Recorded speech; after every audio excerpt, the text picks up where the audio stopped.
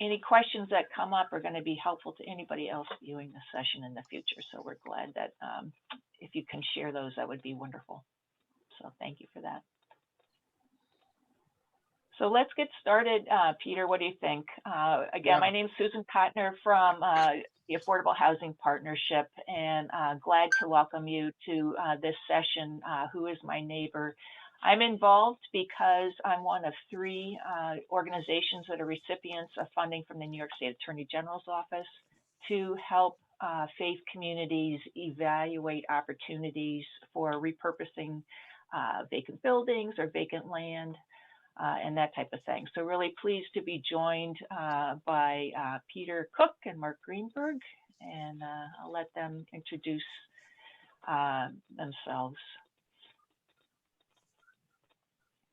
Great. I'm Peter Cook. I'm the Executive Director of the New York State Council of Churches. We cover the entire state of New York, and we will tell you more about what we do in a moment, but we do a lot of work on pre-development with houses of worship seeking to use their property in a mission-consistent way.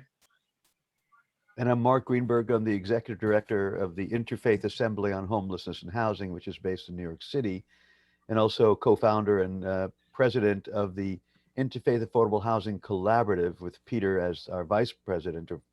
And we help congregations in New York State to determine if developing affordable housing on their property is something feasible, and if so, help identify resources to help them do that effectively in an equitable way, so that we can be sure that they make the right decisions, even though in many cases the developers bring a lot more power to the table than the congregations. And our concern has been, we want to be sure that that we get the most affordable housing we can, and that the congregations get the best deal that they can.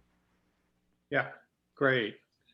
So let's maybe hear from the others on the call, who you are and where you're from and kind of what your interests are here. Well, so Kathy Carpenter. Yeah, go ahead, Janice. Yeah. Janice and Andy Holding. We're from the Bay Red Presbyterian Church in Lake George.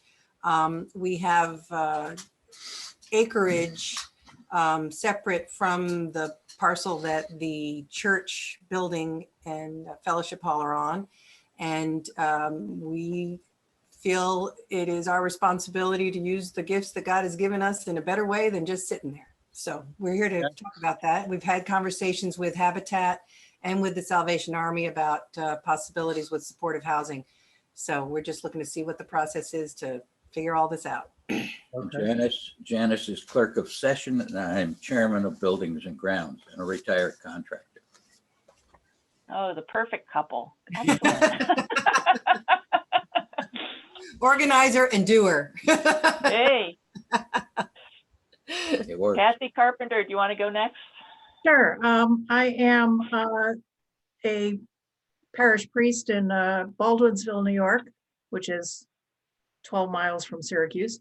But I'm on the Diocesan Foundation Board, which also serves as the Diocesan Property Committee. And one of the interests of this is that sometimes churches close, small old churches in small towns, and there's property left. And what do we do with it? Now, another faith community could take it over, but some places that's just not happening. What else could we do with it? And this very well might be an option, because believe it or not, affordable housing is sometimes a thing in rural areas as well as suburban areas. Definitely. Gina, I know you introduced yourself, but could you do it again for the group?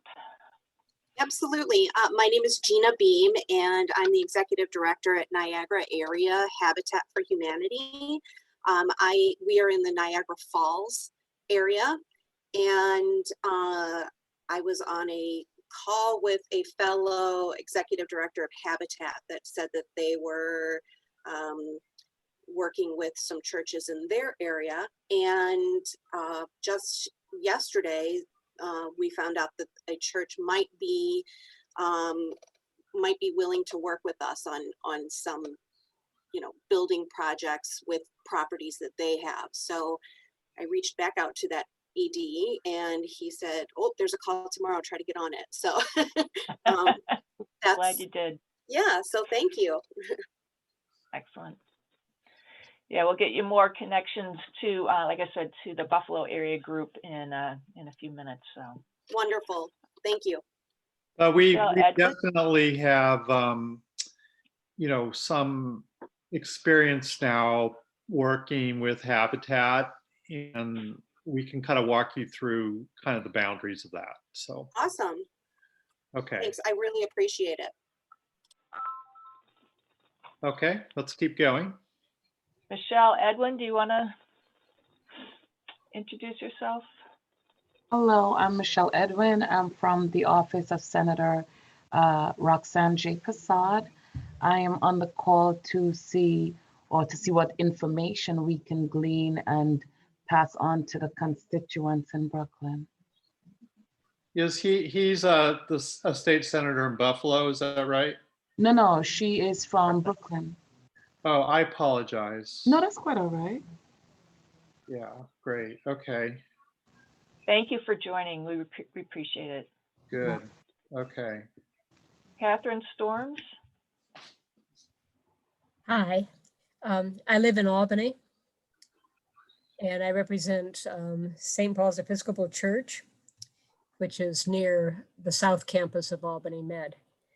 I'm an individual member of the Capital Area Council of Churches and got the email and found it interesting. So I'm here to learn. Great. Welcome, Catherine. Glad you're here. Let's see, Ben Lee? Hi, yeah. My name's Ben. I work under Gina at Niagara Area Habitat for Humanity. I'm in AmeriCorps, and I'm just here to learn. Welcome. Glad you're here. Karen Falco? Hi, I recently joined Metropolitan New York Synod. I work for Bishop Eggensteiner and am handling some of our properties at the Synod with our property manager. And as churches come to holy closure, I'm here to learn about what opportunities we have. Perfect. Welcome. Thank you. Mark? Hello, I'm Mark Notaro, and I serve as the Community Outreach Director with Niagara Area Habitat for Humanity, along with Gina and Ben. In that role, I oversee church and faith relations. So Gina mentioned a conversation we had yesterday with a partner church in the Niagara Falls area about some land that they might have. And we're just here to learn about more about what opportunities might be available for some of our faith partners. So happy to be here. Great. And let's see, there's a doctor on the call. Is showing up as Dr. G. Hello there. My name is Dr. Sheila Gillums. I pastor Shiloh Church of Christ, Disciples of Christ, located in Harlem. We own a vacant lot that we're hoping to develop. We're looking to build affordable rent housing. We went through a program with LISC. Grace Chung was one of our advisors. And we were looking for a joint venture partner, but thus far we haven't had any success in that area. So we're trying to see what are the possibilities there are for us building. That's a great Welcome, opportunity. Sheila. Exciting. Yeah. Great. Thank you, and thank you for the invitation. Yeah, you're welcome. Great. Others? Is Jared's on the call? Hello, I'm Jared Huguenot. I serve on the regional ministry staff for the American Baptist Churches of New York State. In ecumenical circles, I like to always tag it with the friendly Baptists. Okay.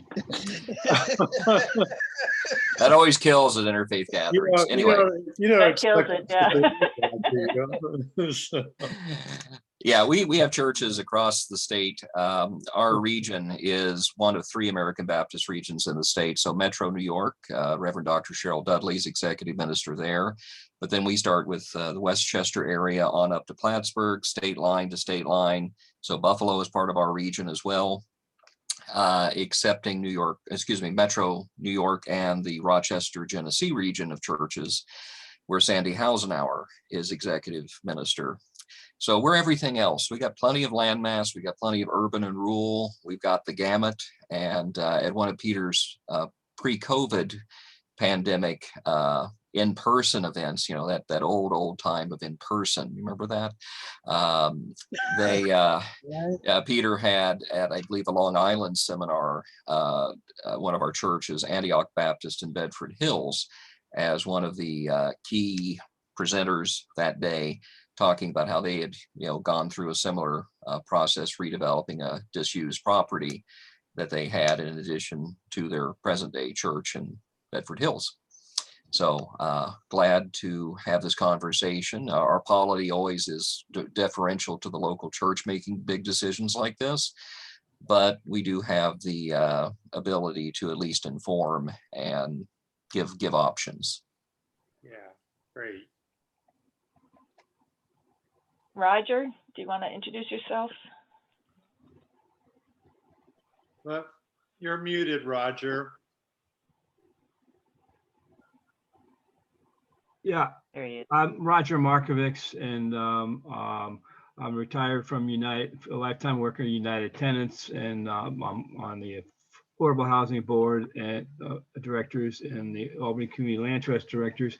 And my wife Maria was on this call last week. We shared a lifetime of community organizing, and so we play tag team on a lot of meetings. Great. And then William Wilkinson. Thank you for joining. Hi, I'm part of Peter's theology discussion group and a part of the wider Who is My Neighbor team, just trying to stay in touch with how things are rolling out and developing, and just really pleased that all of you are doing the work you do. And William, you're pastor at First Presbyterian Church in Medina, and I serve on the New York State Council Board. Great. And then I think we've been joined by Franca Floro. Yes, hi, good morning. I'm sorry to join you late, and I really can't stay very long. I thought I'd jump on just for a few minutes today. And where are you from? I'm with the Episcopal Church in the Diocese of Long Island. Oh, great. Okay. Yeah, I know. Wonderful. Good to be with you all. Thanks for joining. Did we miss anybody on the call?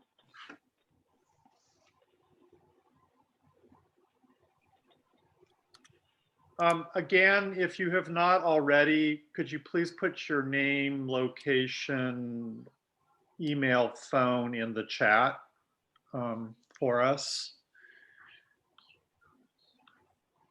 Yeah, that would be great. So let's get started a little bit. Part of what we wanted to talk about today is really kind of the pre-development questions that you and your faith community should be asking yourselves, and a little bit of information that you might want to have as you start to think about redeveloping property that you might have. We are familiar with churches who, as been stated, have communities that have closed, and they've been fortunate enough to be able to sell their properties or church buildings to other congregations that might be starting up. I know there have been a lot of, for example, Latin communities that have been building and growing congregations and need bigger spaces, and that's been an opportunity in my home church. I'm currently a member at Hope United Methodist in Rensselaer County, and they used excess church land to do a community solar project.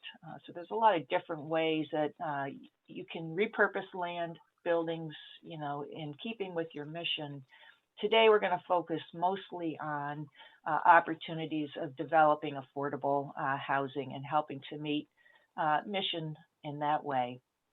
So as I mentioned, I'm here because of some technical assistance funding from the New York State Attorney General's office. They're very concerned that churches get the information that they need in order to make good decisions. They unfortunately are too familiar with congregations who were taken advantage of by developers who purchased property for less than what it was worth and potentially for uses that weren't really in keeping with mission. So there's 3 of us that are providing one-on-one technical assistance help, and in some cases some additional funding to help you take the first step to study what potential reuses could occur. So we'll again send you these slides so that you can connect with the folks in Erie, Monroe counties, Westchester, in the Hudson Valley, and then again my contact information here as well. But we, in partnership with Peter Cook and Mark Greenberg, can sit down with you and complete an initial consultation, help connect you with some next steps and some appropriate kind of next step partners, if you will. Think through what it is that the AG might eventually need from you if you do decide to sell property, and putting together that package as well. So that's what we can help you with. Great. The other sponsors today are the Interfaith Affordable Housing Collaborative and the New York State Council of Churches. And together we have run these Who is My Neighbor workshops across the state for a couple years now.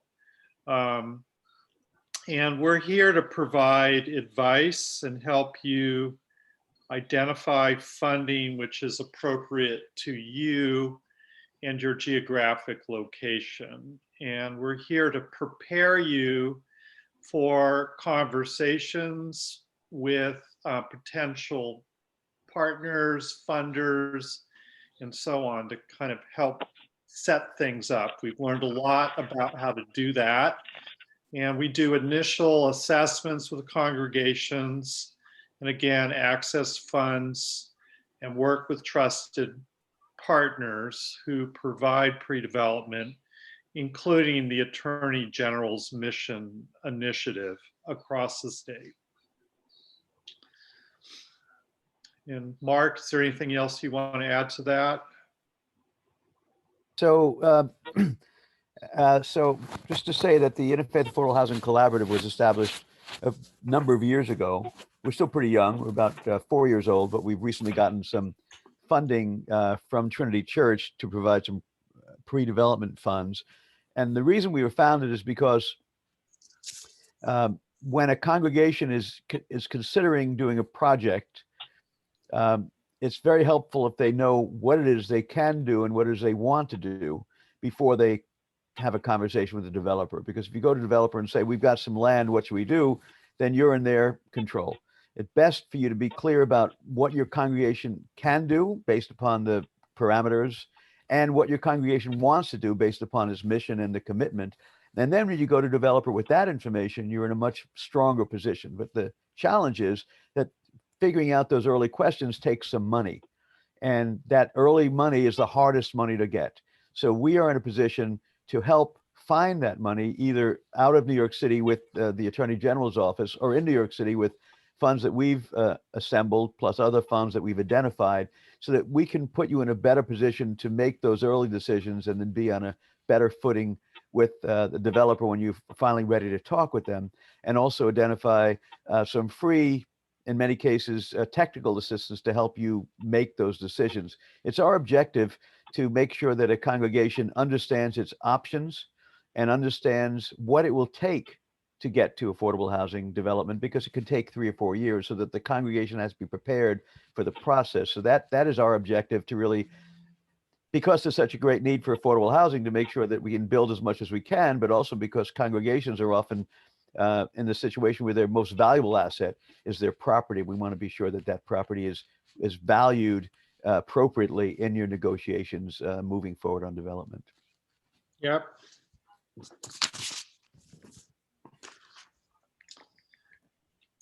Okay, great. So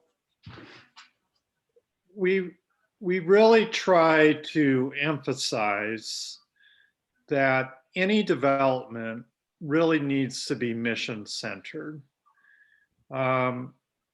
Every church has a mission, but some missions are better than others. One mission is to create a country club, which is there to service the building and its members.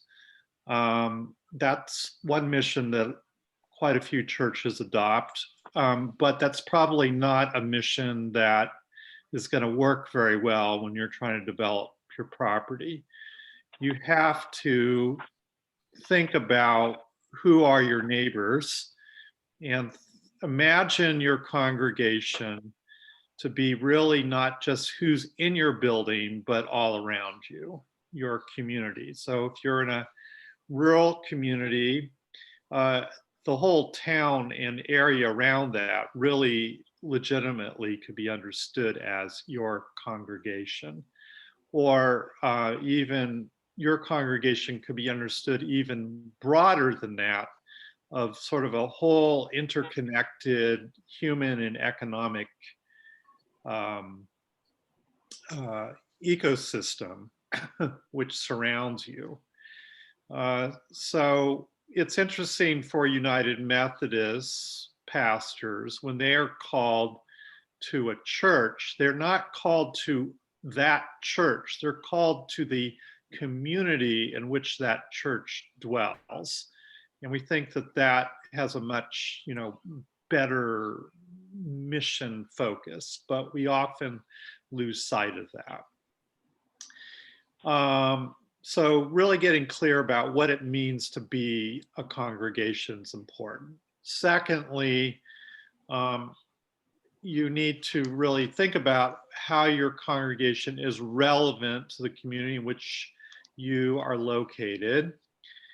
And that often means, getting out and talking to your neighbors, surveys and walking conversations, and really listening to policymakers and the guy who owns the, Stewart's down the street, and just about everybody who's around you.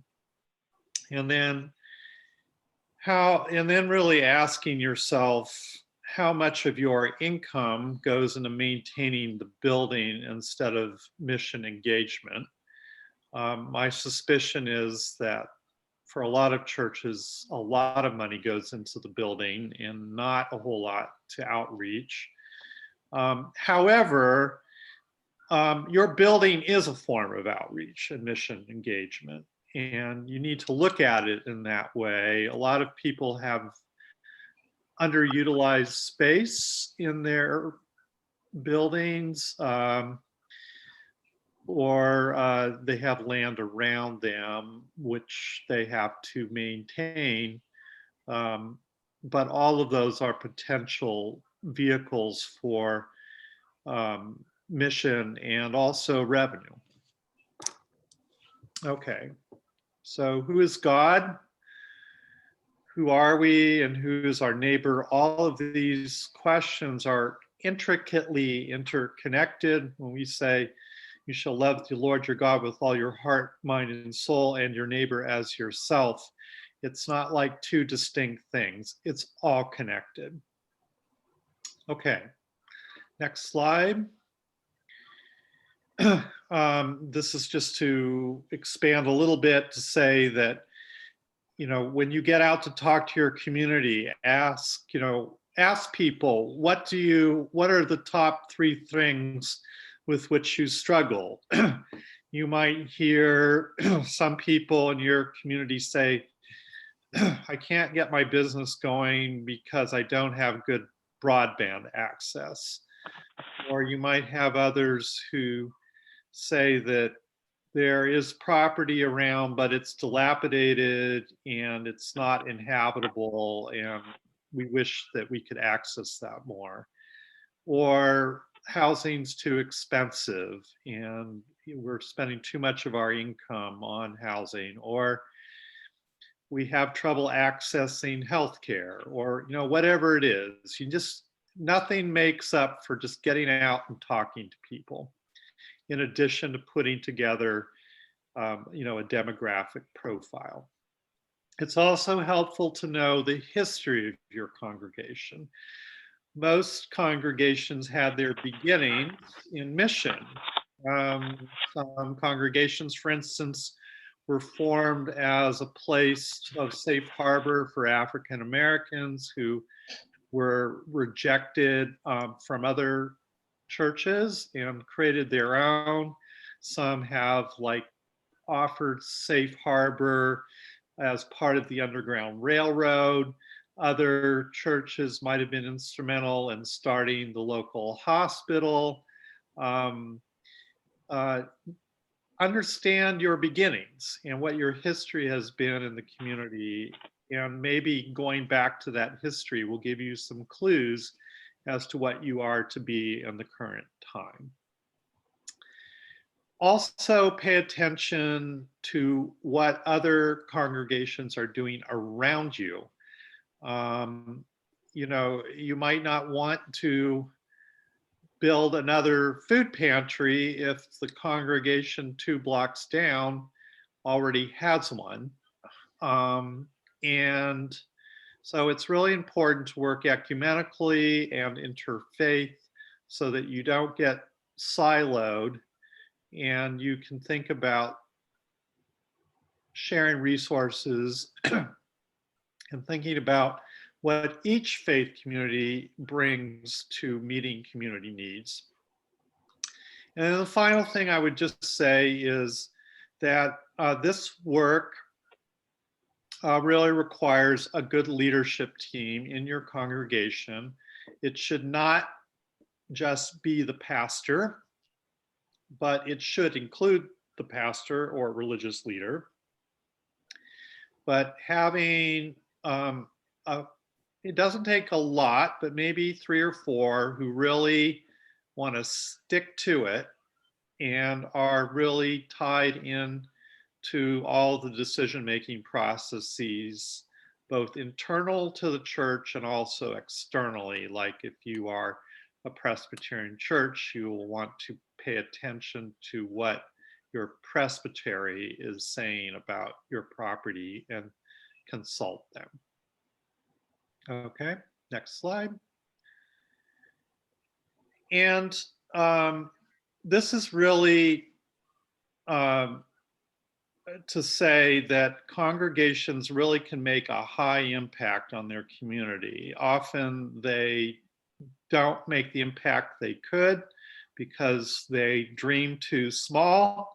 We encourage you to be ambitious in your dreaming, but also to be realistic. And so when we say significant technical and management expertise at the congregational level or openness to receiving that help from others, it doesn't mean that you have to have 3 architects and 5 attorneys in your church before you can do this. What it means is that you have people there who are open to receiving that expertise and who can work in an ethical way with those experts. And part of what we do is to help you learn how to work with experts without being overtaken by them. And just to know that when you get into these projects, there's lots of things that can go wrong. Your parking lot you discover got built over a cemetery, and if you touch it, you might have a problem, or there's all kinds of things that can happen here. And then it requires lots of approvals from government and community board entities, and you could have neighbors who are upset about one thing or another. There are definite risks, but we think it's worth it.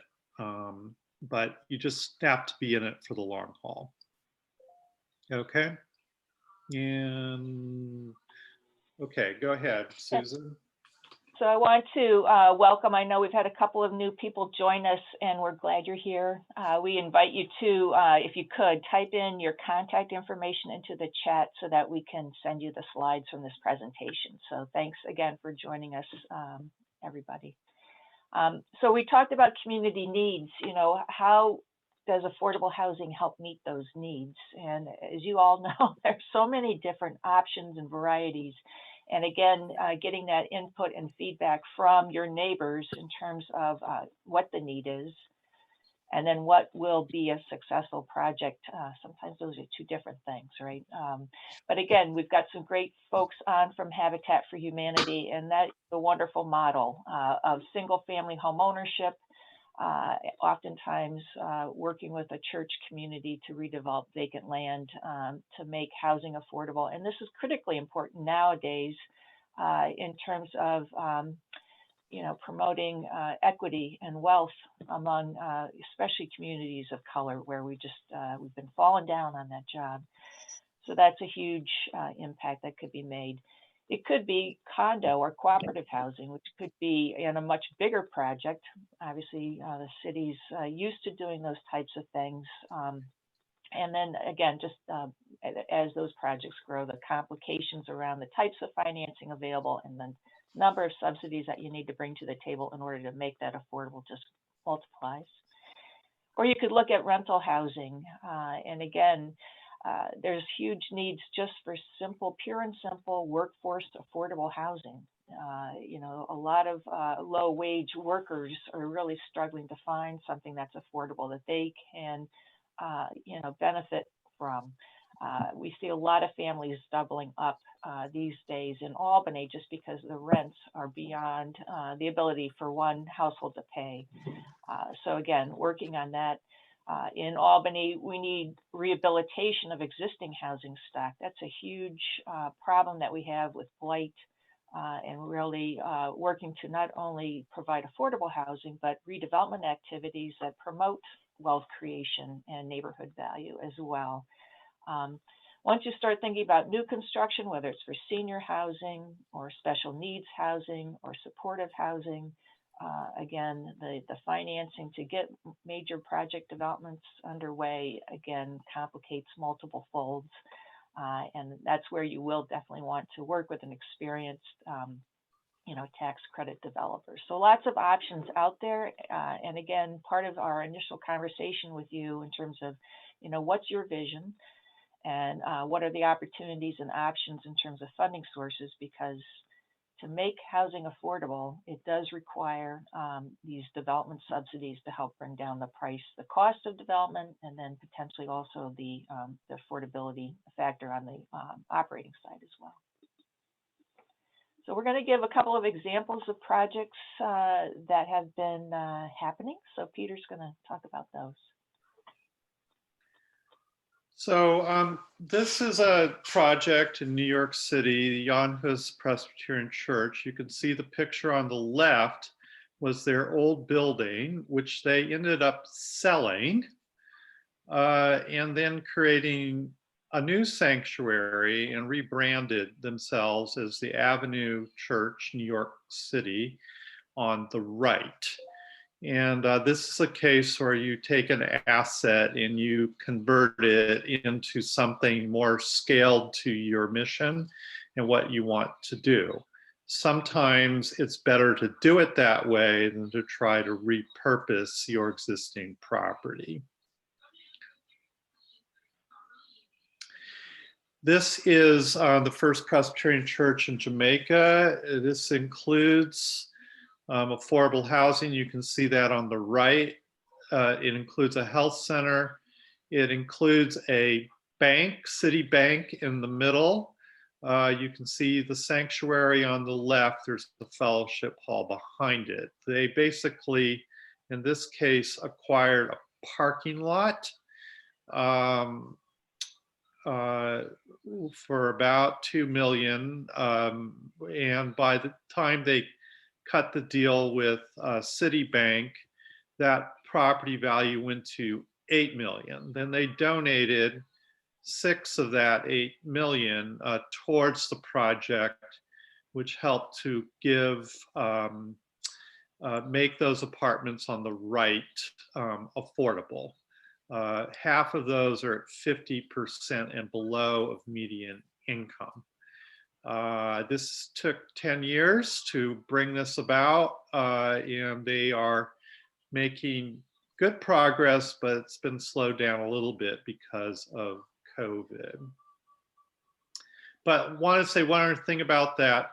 That whole congregation was super clear about their need to do mission in the community, and they spent a lot of time talking with neighbors before they got to this to figure out what they wanted to do, and their pastor really emphasizes that strongly. This is another case where we have a tear down. This is, as you can see, a pretty dilapidated building on the left.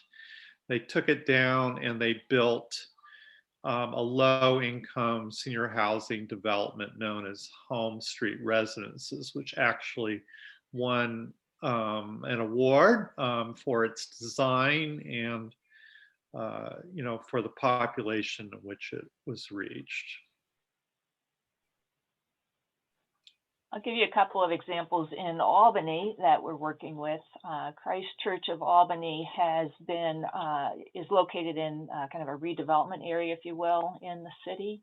The pastor there is very familiar and comfortable with acquiring 1 and 2 unit properties that he then pulls his team together to rehab and then rent out as affordable rental units. And so again, kind of a mission goal of housing for working families, plus a redevelopment project, if you will, to help maintain the value around the church building.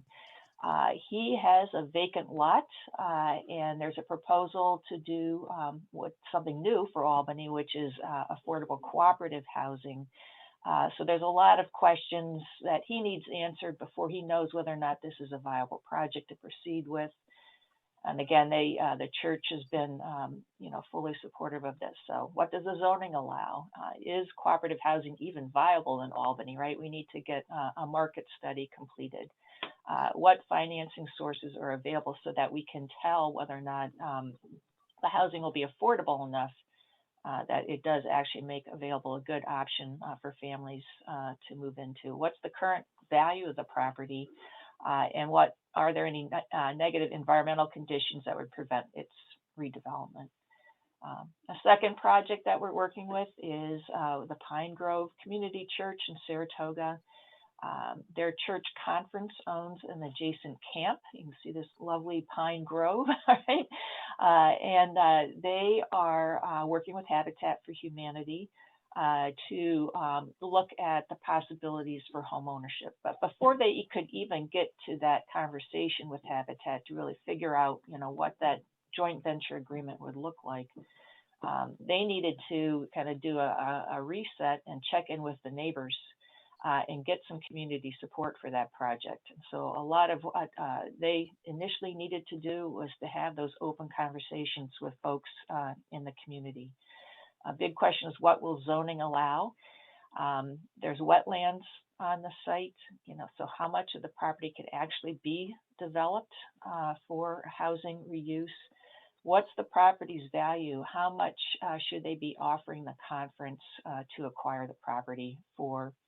And then, interestingly, there were a lot of deed restrictions in terms of what that property could be reused for. So all that legal work, pre-development work, kind of needed to happen before they could even really seriously begin a conversation with Habitat about working collaboratively, jointly on a joint venture project. Great. Okay, so we're going to pause for a moment and see what about questions here that you might have. Some of your questions might be addressed in later parts of this presentation, but we want to take a pause here and see if you guys are with us.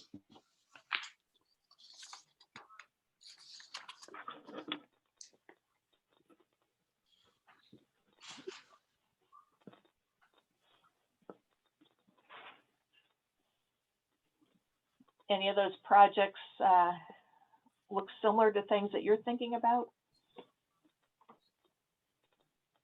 Yeah. Do you have questions other than what we're talking about here that you might have that we could make sure we address? In Lake George, we've talked with Adam Feldman about the Pine Grove project. We have about the same number of acres that they're looking to develop, because I know that church still wants to keep the camp portion. They just want to use some acreage. So that is very similar. We do have a community garden on our property that we want to maintain. But yeah, that all those issues, wetlands, what will the community support? You know, we don't have any deed restrictions, luckily. So, but it's a big nut to chew. Yeah, so we're going to talk about how to engage Habitat and other developers on property in a little bit later. But again, as Susan emphasized, it's very important that your congregation do due diligence on your property before you enter into any agreement with a developer, including Habitat. This is Dr. G. I have a question. There is a deed restriction on the vacant lot that we own, saying that the property should be relegated to community use. And we're not sure if that's going to prevent us from building affordable housing. So if you have any insight about that, that would be helpful. Sure.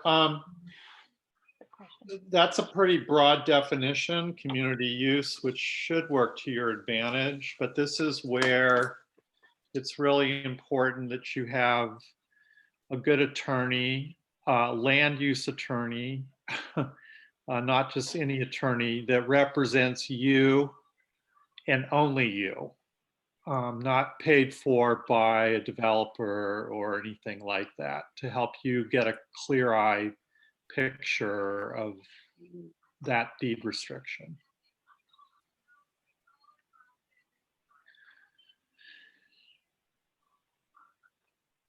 Okay. Why don't we move on? Mark, go ahead.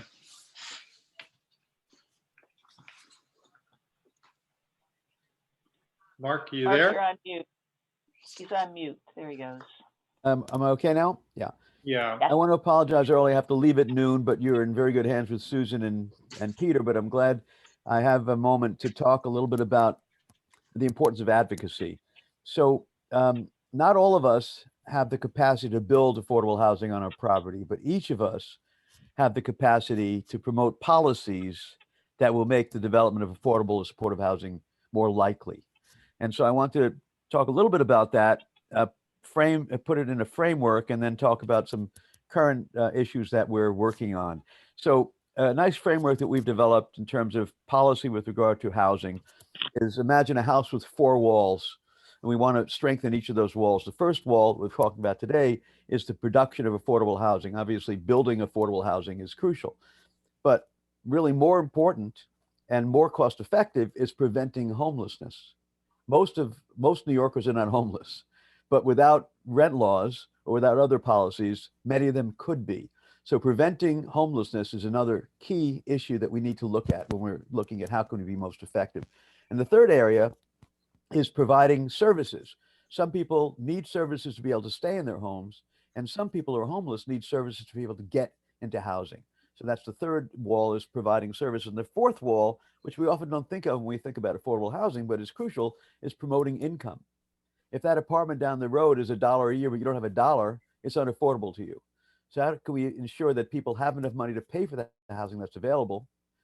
And that is, of course, best through employment, but also through public assistance. And that means making sure people are getting all the public assistance that they are entitled to, but also taking a look at what public assistance is available, making sure that it's adequate to the need. So that's the way we like to frame public policy. And Peter and I do a lot of work on advocating for promoting public policy change. And let me just say, in the last 4 years, we've had some great success. And I wanted to point to one success and then go into what's happening now. So about 6 years ago, it was determined that of the 20,000 households in New York State that actually qualified for supportive housing, only 1 out of 6 were getting the housing because there was such a lack of availability. So we decided, a large coalition, that we needed to advocate for the provision of funds to produce 35,000 units of supportive housing over the next 15 years. And we went to the mayor and the governor. We got a commitment from the mayor and the governor. And the governor put $1 billion in his budget to build this first 7,000 units, or is it 6,000 units? But he put $1 billion in the budget, but only released 150 million of it. And as we all know, to build housing, you need a long-term commitment. You can't just get a little bit. It's like renting your apartment 1 month at a time. So we decided that was unacceptable. We decided to go down to his office in New York, and we had a vigil every Wednesday morning at 9 o'clock until he released the money. We were there for 35 Wednesdays, and eventually he released the money. So he released the other $850 billion. Now, this year was the end of the 5-year commitment, and we were looking to for another commitment. Of course, because of COVID, the funding is not nearly as available. Peter and I organized a letter. We got 100, by the way, we had almost 300 faith leaders signing on to the letter calling for the 35,000 units. This year, we organized a letter, got almost 150 faith leaders in a week, writing a letter to the governor and the mayor, calling for a 6th year, and it's in the budget. So it became much easier when the governor realized that we weren't going away. He realized that this is an important issue, and he'd like to claim that he's being a champion for supportive and affordable housing. So we're very pleased. But it shows you that when the faith community gets involved with other groups and we advocate for something that is right, we will be successful. And as I like to say, the governor is only elected 4 years at a time, but we're here forever. So he has to realize we're not going away. Might as well do the right thing. And in this case, he has. So currently, a number of issues we're looking at. One is, again, the New York 4 campaign. And that, let me just say, the only additional money in this year's budget is $250 million for the supportive housing, for the 6th year supportive housing. The only additional money in the entire budget. So that we're very happy about. But another issue that Peter and I and others are working on is rental subsidies. And this deals with the preventing homelessness and also providing income. The sad fact is, particularly in New York City, we could spend $8,000 to keep a family in a hotel for a month, $8,000 a month. Where if we gave them $2,000 in additional rent subsidies, they could have their own apartment. So to increase the rental subsidies statewide is a very, very important campaign that we're involved with, and we can send you more about that. But that is crucial. We may not be successful this year, but it is crucial. It can change the face of homelessness entirely if we can just provide a little more money for rental subsidies rather than spending all this money, as I like to say, keeping people on their knees in shelters rather than helping them on their feet in their own housing. Another issue that we're all aware of is the whole question of eviction prevention. Because of COVID, many people have not been able to pay their rent. Maybe many small landlords aren't getting the funds they need. Hopefully, funds will be coming through the federal government and through the state government to prevent evictions. And then another issue that I wanted to mention that I've only learned about after the campaign for New York Housing, the fact is there are now 40,000 mental health housing units around the state. These are people with mental illness who would be homeless on our streets or in inappropriate settings in shelters, 40,000 of them. And the people who are doing this work are the heroes, the unsung heroes of our community. And sadly, the amount of money to pay for the programs has reduced in relation to their costs. So people are now getting just about as much as they get in McDonald's to be a caseworker. Yeah. So the Bring It Home campaign is looking to increase the funding for these workers to help make sure that people in these programs are getting the services they need, able to heal, and ultimately get into supportive housing. And we just had a conference yesterday hearing some amazing stories of people who, after a number of years, got back on their feet, doing really well. Some of them actually working, not even getting any public assistance anymore, working in programs that they used to serve them. So that is another issue that is really important for us to push. And the last item I want to mention is we heard about how that it took 10 years for the Tree of Life to get on its feet. And it took buying a parking lot for $2 million and having it valued at $7 million. Also, it took a lot of money we feel that it should not be so difficult for a congregation to develop affordable housing. And so one set of conversations we're having now are with elected officials and public officials to try to make the road wider for congregations. So there's more resources, more incentives to make it easier for congregations to do this work. So that's another set of conversations we're having. And frankly, in hearing the new mayoral candidates for mayor in New York City, we think that they'll be very open to re-examining these policies to help congregations build the housing that that the community needs. Great. So just inviting questions. I mean, I know we have a number of people in more rural areas, and sort of the advocacy around, say, like home ownership and community development and the funds that are available for that is part of it. You know, counseling for foreclosures, you know, so this is just a long way of saying that all of us as faith leaders have to take care of the well, money and policy that makes it possible for us to do the things we want to do. And we all have a role in that. You know, we have to walk and chew gum at the same time. And let me just say that I love to quote Louis Pasteur, who said, "Fortune favors the prepared mind." So we may not be able to act on all these issues all at once, but the more we're familiar with them, when the opportunity presents itself to act, we're prepared. And when you get out to meet your community, you're going to get some pretty good ideas about the policies that need to happen, or the policies getting in the way of meeting those needs that need to change. So, okay, questions, then we're going to move on.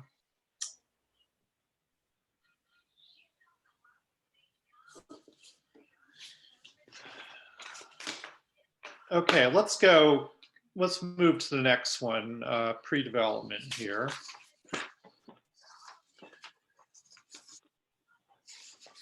Okay, so let me just say what pre-development is. Pre-development refers to those steps that you have to take before you enter into a joint venture agreement with a partner to do development. Too often what happens is congregations move too quickly to development or to entering into an arrangement with developers without doing the preparatory work and doing that work with the right people. And in a few minutes, I'm going to outline for you the 5-step pre-development process. But here are a few concepts to keep in mind for pre-development.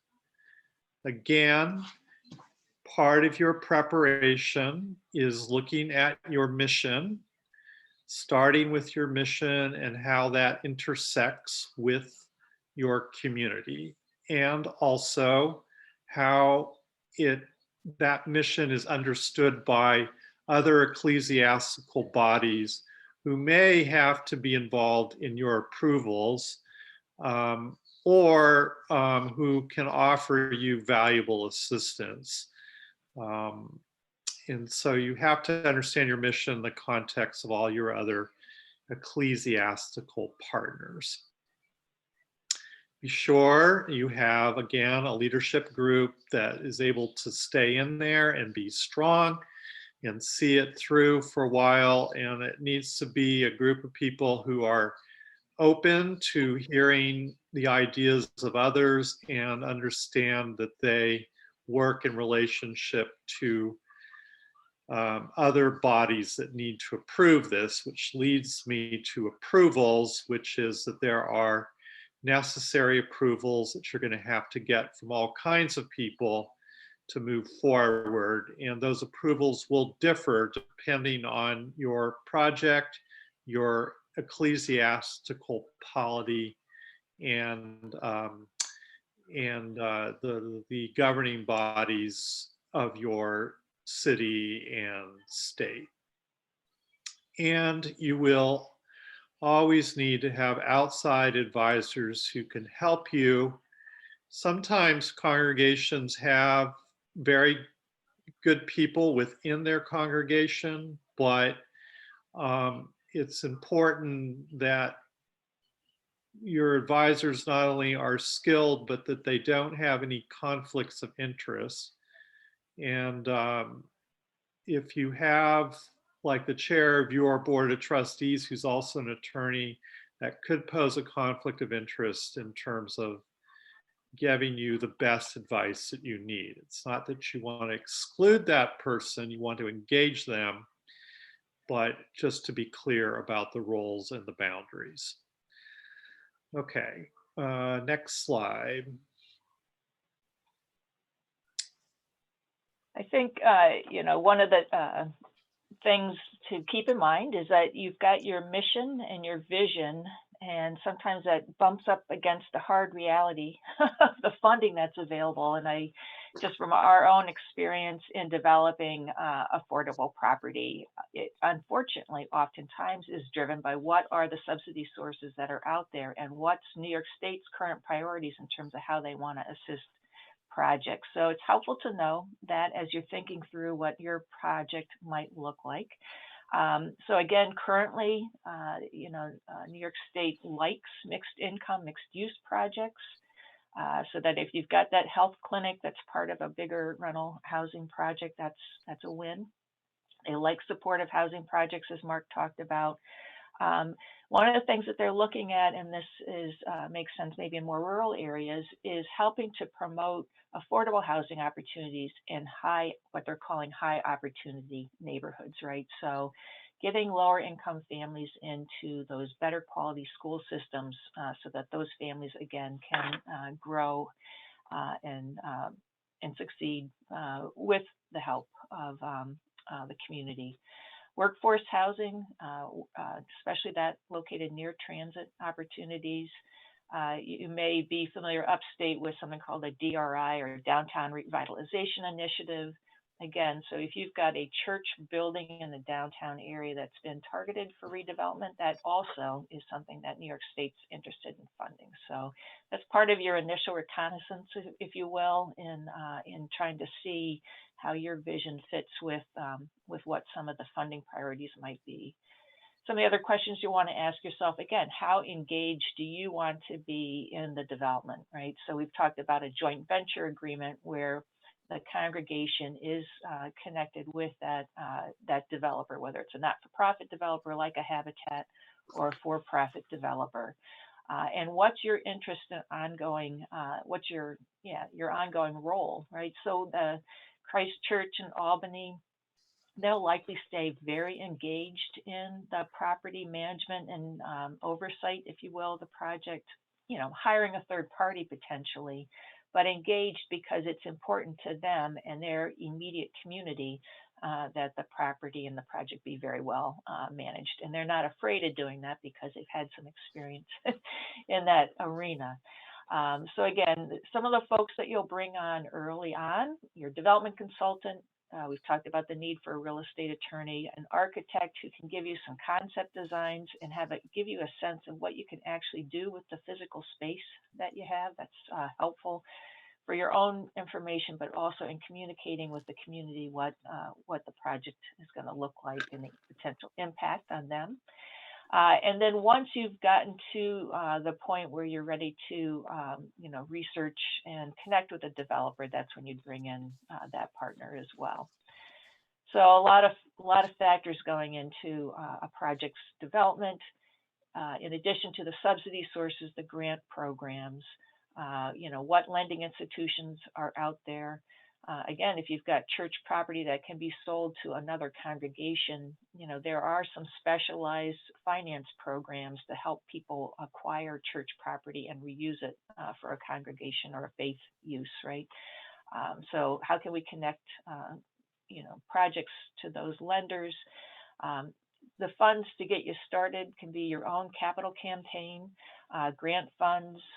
Again, we've got quite a few technical assistance folks out there to help you ask the right questions, if you will, to move your project along. And then again, the very many different types of government sources to help you actually get the project financed. You can do some first steps, and that's really to start pulling together your own documents. What do you know about the property, right? In terms of the surveys and blueprints, what, again, are there? We've talked about the deed restrictions. What are your articles of incorporation state about your ability to do these types of projects as well? We've had a lot of congregations establish mission-based, mission-focused nonprofit housing organizations that they kind of help manage and run in order for them to actually do the development separate from the church. So again, questions to look at. How do you own the property? Who needs to be connected and asked in terms of the potential reuse? We talked about the restrictions and the zoning. What do you have a survey, right? What's permitted to be used, or do you need to go and get a rezoning completed so that you can actually complete that project that you'd like to complete? Again, it takes years to do all that. So in a So, Peter- summary, before we go into the 5 phases, you really need to look at your long-term goals and objectives tied to your mission. You need to be brutally honest about your capabilities. So if you have 5 parishioners who come and tell you that you could build the Taj Mahal and Lake George and, you know, do a casino or something, you might want to scale those expectations down and really stay grounded in the reality of what's around you.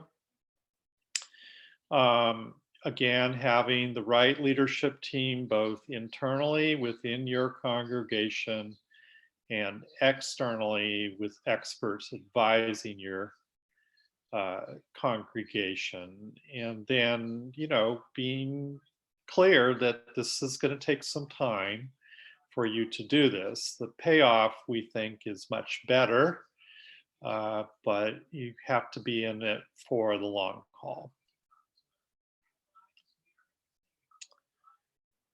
Okay.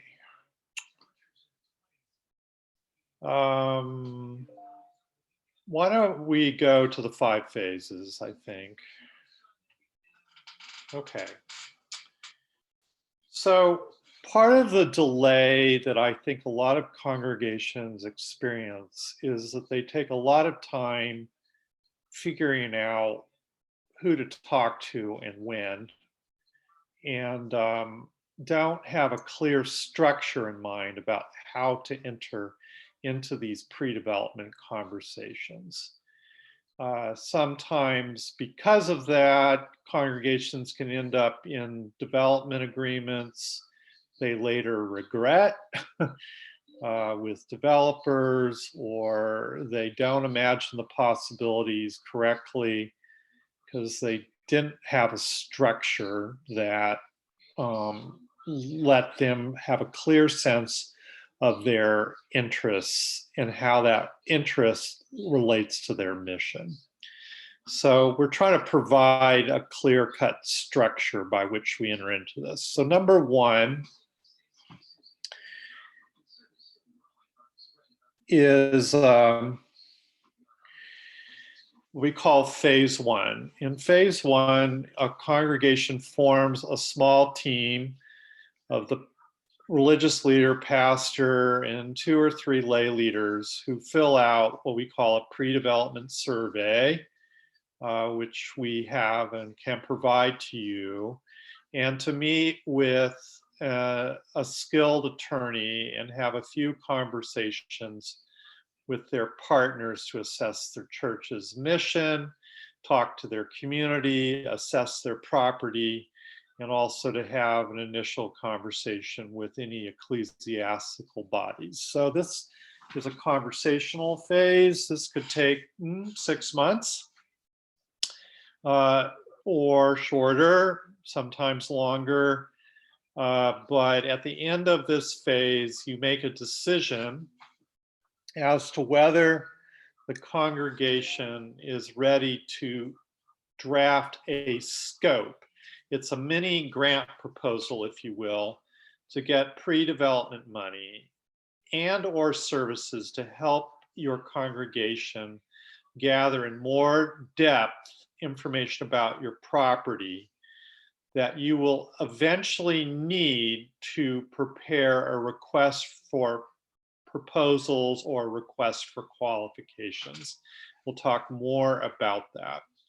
But this is the moment where, after you've had these conversations, you say to one another, oh, we think we could build affordable housing and we want to proceed, or we think that we can't build affordable housing, but that there are other ways in which we can use our property, and we'll try to help you, sort of figure out where to go if you're in that category.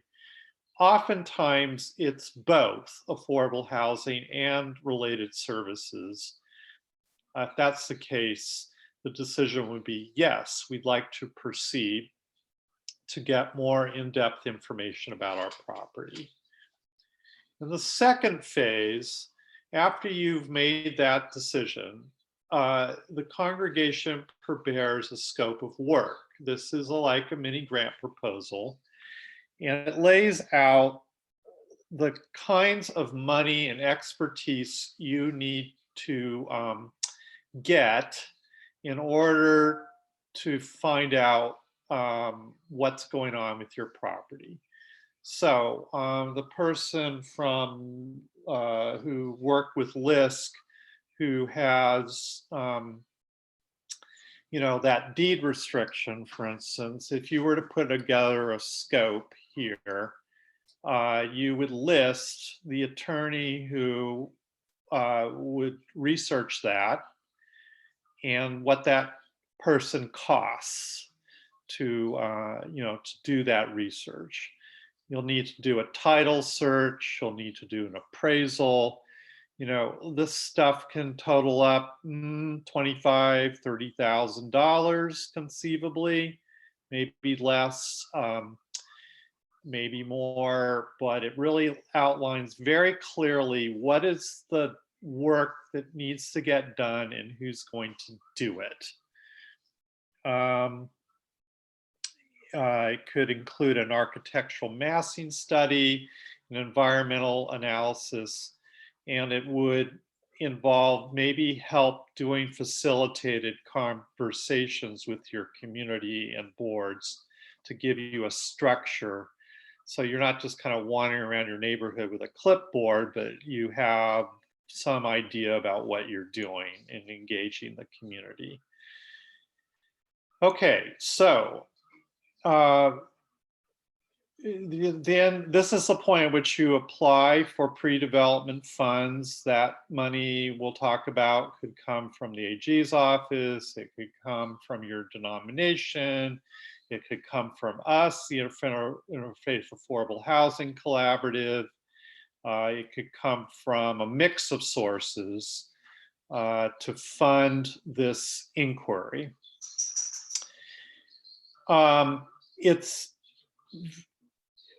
So once all this information is assembled, the attorney and owner's rep will meet with the pastors and lay leaders and ecclesiastical representatives, stakeholders, to evaluate the information and put together what is called an RFP or an RFQ.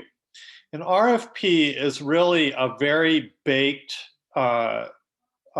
picture of exactly what you want to do with the property that you are now asking a developer to bid on. That usually requires more pre-development work on your side before getting a developer involved. And so some might opt for what's called an RFQ, which is the general framework that you want to work with, but want to enter into an agreement with a developer who has the first right of refusal to actually do the development, but neither party is obligated entirely to partnering with each other after entering into this RFQ. So it's a little looser kind of covenantal arrangement. But both of these require that you have an attorney that represents you and only you. Do not, let me repeat, have a developer or Habitat or anybody else pay for your representation, because then that person has a conflict of interest and you want them negotiating for you and only you. And you do not want just any old attorney or the attorney who's the personal injury lawyer on your church council. You want somebody who's really skilled at doing this stuff.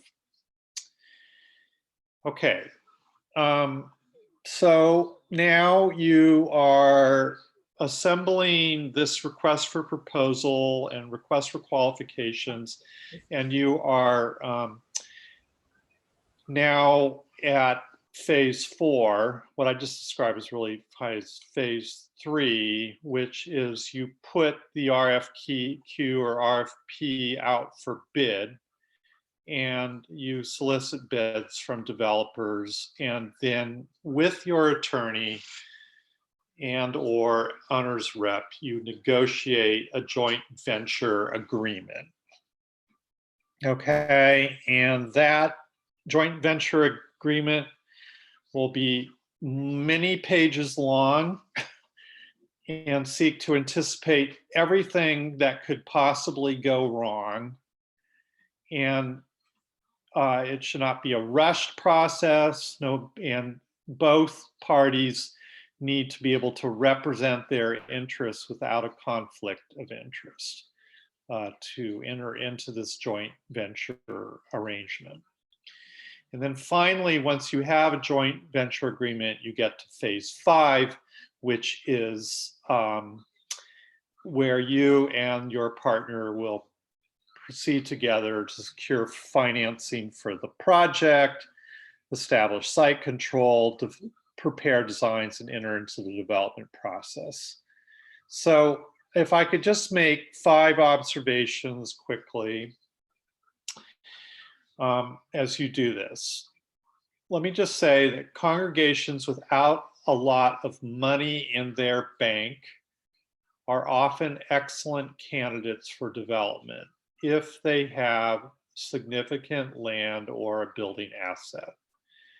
You have something in the bank in terms of your property. A lot of congregations are cash poor and property rich, but they tend to get focused on what their cash is as a way to determine how much they can do, when the real question is what's going on with your building. Sometimes wealthier congregations also get a little hidebound, honestly, and are not as imaginative in terms of how they use their resources because they're not that hungry. So it really, don't diminish yourself because of what's in your bank account. Your most important assets are your leadership team and your property. Secondly, it's important that when you form your leadership team, that they have clear understanding of who the decision-making bodies are in your church and in your wider ecclesiastical matrix to see you through the development process. You should follow your church's bylaws and be very transparent in your decision-making and do not rush the process. This is important because when you get to the Attorney General, who's ultimately going to sign off on your project, they're going to want to know how you came to these decisions. And if it looks like a sweetheart deal that the pastor put together without consulting the church, the Attorney General could stop your project. So it's best to be open and transparent from the beginning. Again, do not sign anything with a developer. I mean, nothing that implies some obligation to them until you have an RFP or RFQ that you're willing to then negotiate with a developer. And it's very important, number 4, to pay attention to your mission. Again, the project follows your mission and should spring from it. And the final thing is, please don't be afraid of your neighbors and city officials. Talk to them, listen to them, use some of that pre-development money to help you talk to your neighbors. Okay. Yeah, so it is, you know, how do you get started if you don't have a ton of cash, right? And Peter's talked about these sources, the AG program and the collaborative, your own resources. Again, if you do think about your current assets, certainly further down the development process, you may be able to get reimbursed for any money that you put up front. For example, there's a project next to our building here where through the sale of the land at its fair market value to the project, to the development, you know, they'll be able to be reimbursed for some of the pre-development costs that they've had. So there's a lot of different ways to do that. And again, that can be part of this initial conversation that we could explore with you as kind of a next step. Again, Peter wants to make it really clear that you do this homework and get all the information that you possibly can. And again, so the reason why the AG is so interested in supporting kind of these pre-development questions and answers is making sure that the project does fit with your mission and it is what you're hoping to complete and achieve, and that it's done that's fair to all parties. So again, there are lots of opportunities out there. So we'll leave it at that and answer any questions that you might have, and then we'll talk about next steps. Anything else come up in terms of questions and feedback?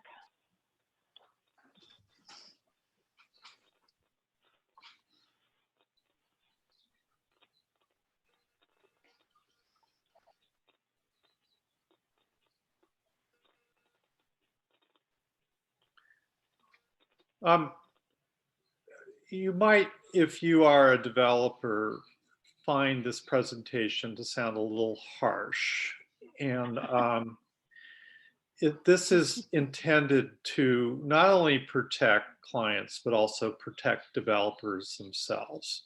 Because what can happen is a developer or a nonprofit or for-profit who does not honor or know how to honor the decision-making processes of their client could discover later that the deal falls apart and backfires.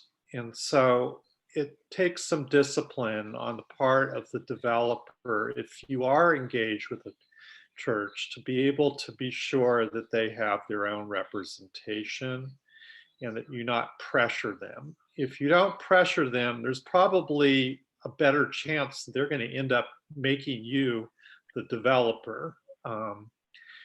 But you're going to have a partner who's an informed partner, which is going to save you a lot of time and headache later on. So this is why we know we need to work with developers to make it happen. They're essential. It's just that we have to do the dance steps in the right way so that everybody can do the job that they're called to do.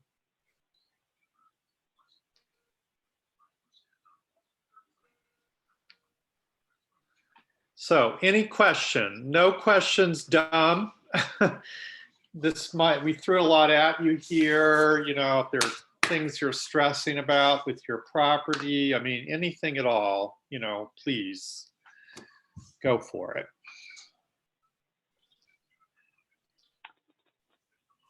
William, do you have a comment for us? Yes, I was going to say, while we're waiting for some questions, just to underscore what Peter and Susan have said about pre-development conversations with the community, that one of the things that you'll realize because of the length of time it takes to get these kind of projects off the ground is that the wider discussion about what's happening in development in the whole community becomes a part of your potential support as the community begins to see that what you're doing fits in with the general community conversation that's been developing. That'll be very important. The second thing I wanted to share is that as you envision the building, envision what will be the relationship of your congregation to the folks in that building and their relationship to the community that you're all a part of. And the last thing, of course, is that once this project is done and once your new community residents or your new residents of the affordable housing are in, your ongoing work for the vision is how do we then, as this expanded congregational community, work with the rest of the community in their development. Right. Excellent. It's that outward relational focus from the beginning and through and for eternity after even the development's done, which is the right mindset. You don't want to end up building this awesome building which feels like a fortress, which is non-relational in its approach to the community. It's a step on a continuum. So it's Janice. You've really given us a ton of information. So, and you're going to talk about next steps, I assume, but I appreciate the knowledge and wisdom that you guys have developed over the years, and we look forward to working with you. Same here.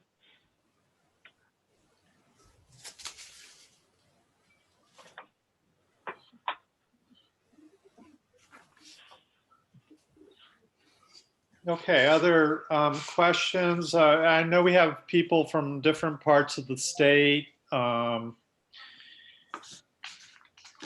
don't know, we have the Habitat people on. I wanted to know, you know, how this is setting with you. Hi, this is Gina with Habitat, and I agree with you. The more informed the process is on both sides, the better off each organization will be, and their mission will be served. And you know, this is something new for us as well, which is why we wanted to sit in on this. So we're learning just as much as some of these other folks are, but yeah, I don't think it was harsh at all. I think it's the realities of a long-term commitment, and I think that it's very important to point out that information. But you know, our mission is to work with, you know, to create affordable housing through showing what we do through God's love. So yes, it may be obvious that you need an attorney to some people, but it may not. And I think that's really important, because I know in the past, you know, some habitats, including us in earlier years, have taken on properties that, had we done more due diligence, we may not have taken on, or it may have allowed us to save some money and that sort of thing. So I completely agree with the information you provided, and I think it's perfectly fine. So thank you. It's a little bit like a marriage, right? Or when you're considering getting married, there could be a point along the way where each person in the couple needs to do their own individual counseling to understand what they're about so that they can enter into this marriage in a way that where they get clear about who they are and then who they are in relationship to the other.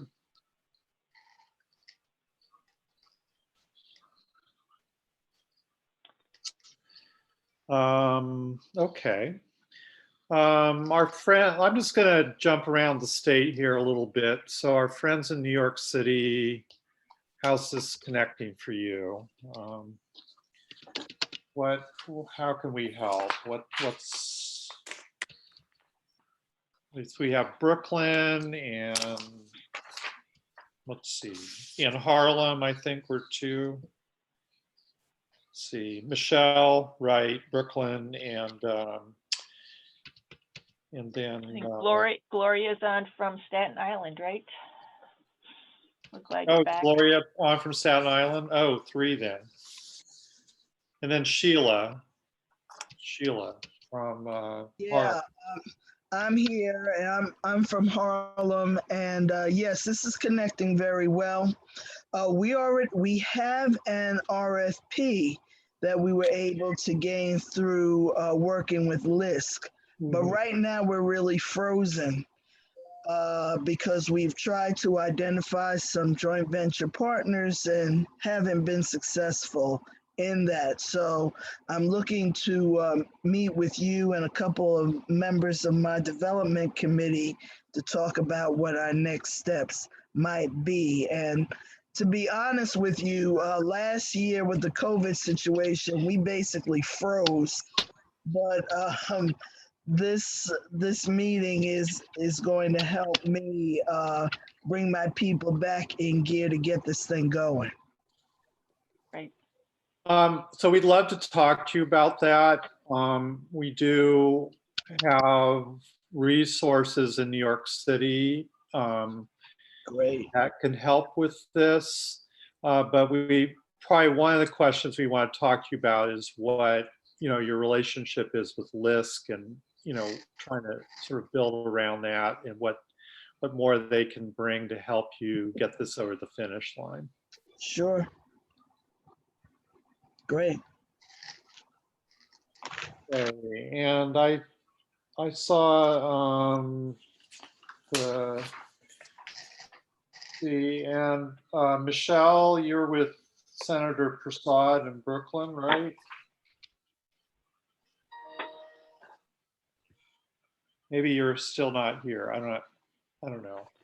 Anyway, we might have lost a couple folks. Oh, we did lose. We probably lost her. Okay. And let me see. The Baldwinsville, Central New York, the development person, Catherine. No, it's not Catherine. It's from Central New York. Yeah, that's right, Kathy. Yeah. Hi. So any questions you might have? Not at this point. It's a lot of information, and we'd have to kind of figure out how that would work with what our foundation board feels Yeah. like. Yeah, how to make that fit. Yeah. So one way I would just say is that if you have a couple of properties in mind that maybe are closing and you're trying to figure out how to dispense with the property or what to do with it, give us a call and let us chat with you about that. There's no obligation there, but our intent with these processes is to help complement your internal processes to make these decisions, not to supplant them. So that's what we're here for. Sometimes that just takes a while to kind of build some trust and imagine the possibilities.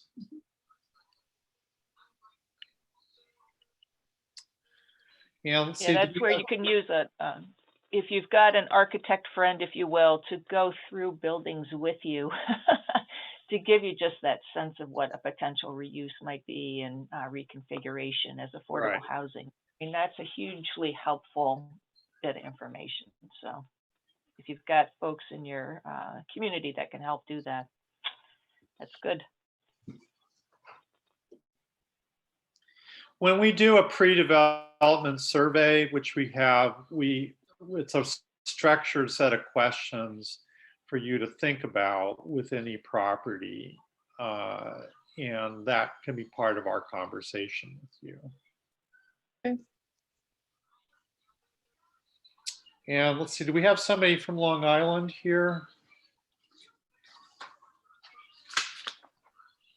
I thought, and Jared, you're here. A couple people have had to step Got off. the drop off, right? Okay. Yeah. So look, let's Someone do new joined next us. steps. Yeah. Go ahead, Janice. Oh, go ahead. Yeah, Anybody? I had a question for Susan. On your slide, you mentioned that you're responsible for 3 counties. We're in Warren County. Where does that? Right. We're absolutely happy to have kind of that initial conversation with you. I think the question is how much actual cash pre-development money we can provide. I think that's the question, but there's no question that we'd be happy to have an initial conversation with Peter and others to help you answer any questions you might have, kind of figure out a path, a next steps path, if you will. Great, thank you. Again, probably the most important part of this process are the beginning conversations when you're just trying to mull things over and, you know, build some trust, and it takes a few months. So, you know, that's probably the most important part of this when you're kind of in that exploring phase, and us trying to create a space that's safe for you to look at those things without being pressured into something.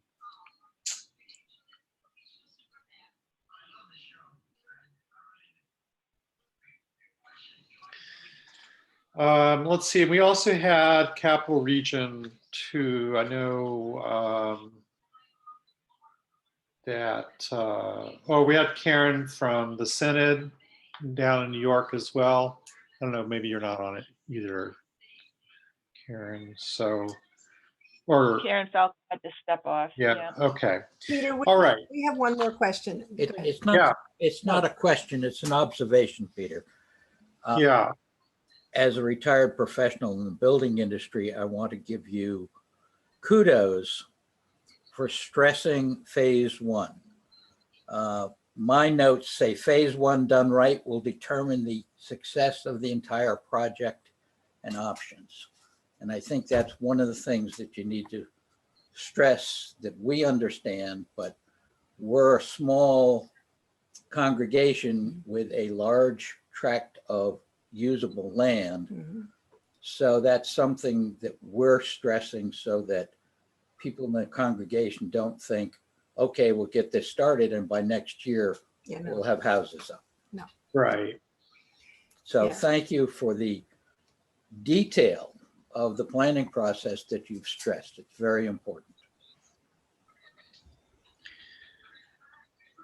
Thank you for saying that. I mean, this all got started because this directly got started in New York City, where you had developers who came in, they put their feet up on the pastor's desk and they said, hey, you know, we're experts, we could do this.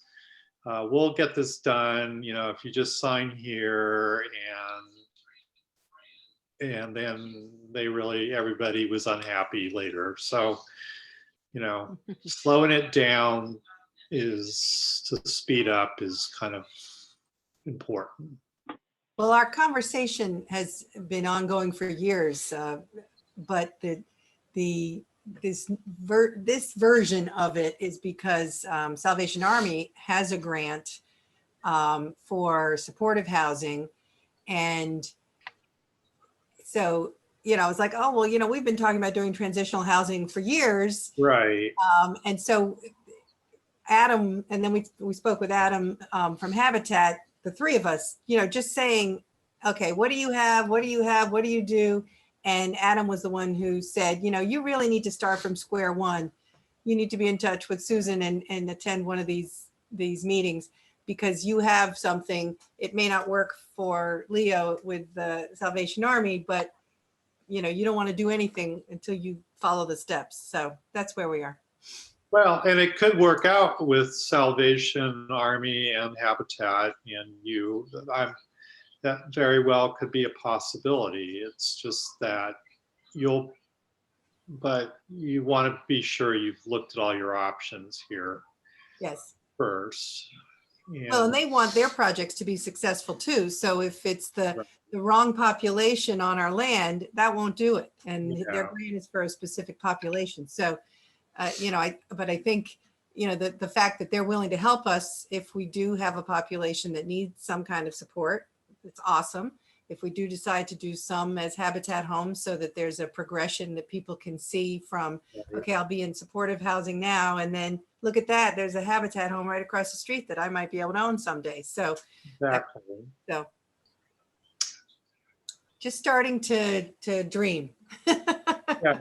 I think what we try to do in phase one is give that dreaming a little structure so it doesn't go on for years, but just names that as a valid part of the process and gives that a little structure to sort of do that dreaming in a way that goes somewhere and is not just an exercise in church avoidance. So. Yeah, we actually had a group of pastors together that, maybe for 6 or 8 months, we're talking about this. And, it was, again, there was no idea that there was funding available. There was, it was at least 10 years ago. So it's, I'm so thrilled that there's a process. We're process people here. So that's really great to give it some structure and some expert guidance along the way. And so we're just thrilled. So we're at square zero, or maybe a quarter, but we're very excited. Yeah, we'd be very interested in. Okay, well, next steps then. Please put your contact information in if you've not already. We're glad to meet with you individually about your projects and, have those phase one conversations with you. And we are also considering presentations for denominations. We did one with the Presbytery of New York City. We may do one with, I don't know, the Presbytery of Albany or any other body so we can tailor it for your particular polity. And then also we just encourage you to get out there and learn as much as you can, talk to people, talk to anybody, look at things you like and see what you can learn from them. Pick up the phone, search the internet and look at like a Habitat development someplace else and chat with them. And, just sometimes just doing an internet search is kind of a good thing, just to kind of see what's out there.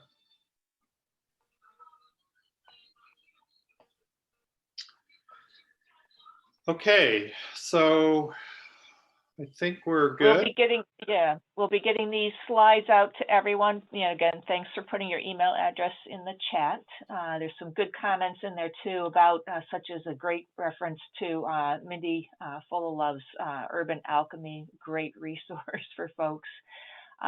So we'll get this out. We'll post the recording, Peter, probably on your website at some point in time, I think. So that's great for folks to be able to share this information. Again, we're excited for you to be working and thinking about these kinds of mission-focused projects. And again, a lot of great opportunity to work together. So Oh, and Give also we have a number of other seminars on our website, New York State Council of Churches, that are more in depth than the one we just shared with you, that take each section that we've talked about today and devote a couple hours to it. So whether it's community engagement or thinking about your mission or whatever, you can see it's about 8-10 hours of workshop that you can see where it breaks down a lot more in a lot more detail.